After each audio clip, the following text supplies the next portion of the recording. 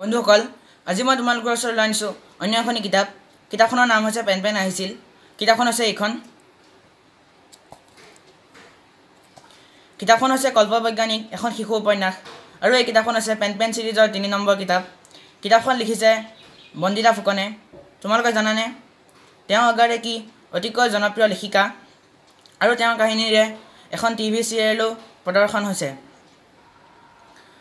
এই কিতাপখনত PAN PAN নামৰ সেই সৰু ল'ৰাটো হৈছে এটা বহিঃগ্ৰহৰ প্ৰাণী অৰ্থাৎ এলিয়েন।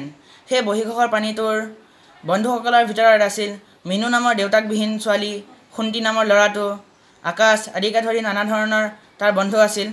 সেই বন্ধুবোৰৰ বিষয়ে তোমালোকে কিতাপখন পঢ়িলে গম পাবা। আৰু কিতাপখনত লিখা আছে যে সি পৃথিৱীক অতিকৈ বেছি ভাল পাইছিল আৰু সি পৃথিৱীত এখন হাবিও পাতিছিল।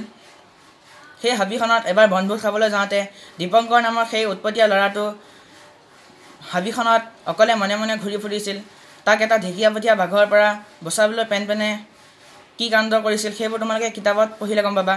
এই কিতাপখনৰ জৰিয়তে বন্দিতা ফুকনে আমাৰ দৰে সৰু ল'ৰা ছোৱালীবোৰক বুজাইছে যে পৃথিৱীক ভাল পাব লাগে, পৃথিৱীত গছ গছনি ৰুব লাগে, গছ গছনি কাটিব নালাগে, জীৱ জন্তু বধ কৰিব নালাগে, জীৱ জন্তুক জীয়াই থাকিব দিব লাগে আদি কথাবোৰ কিতাপখনত উল্লেখ আছে। কিতাপখনৰ দাম মাত্ৰ ৪৫ টকা। মোৰ বিশ্বাস যে তোমালোকে এই কিতাপখন কিনিবা আৰু পঢ়িবা। আজিলৈ এই কিতাপখনৰ বিষয়ে ইমানে। যদি মোৰ ভিডিঅ'টো ভাল লাগিছে লাইক কৰিবা আৰু শ্বেয়াৰ কৰিবা আৰু ছাবস্ক্ৰাইব কৰিবা। আজিলৈ মানে বাই বাই।